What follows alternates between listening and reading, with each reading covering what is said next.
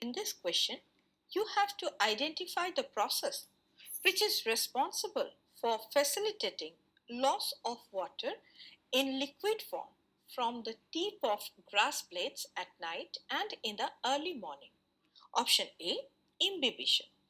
It is incorrect. It is a process of absorption of water by hydrophilic substances like seeds or wood, and it is not related to the loss of water in liquid form from the grass tips.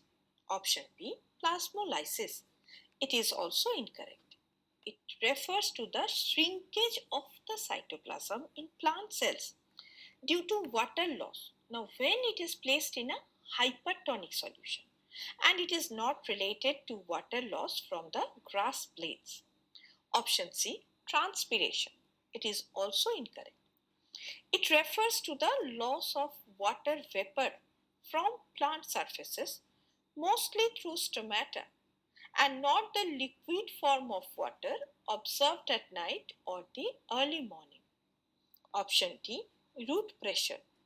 Now, root pressure is a positive hydrostatic pressure in the xylem, which is driven by the active uptake of ions into the roots and causing water movement by osmosis. And this is more pronounced at night or in the early morning when transpiration is very low. It facilitates water movement to the above parts of the plant, that is the stems, and up to the leaves.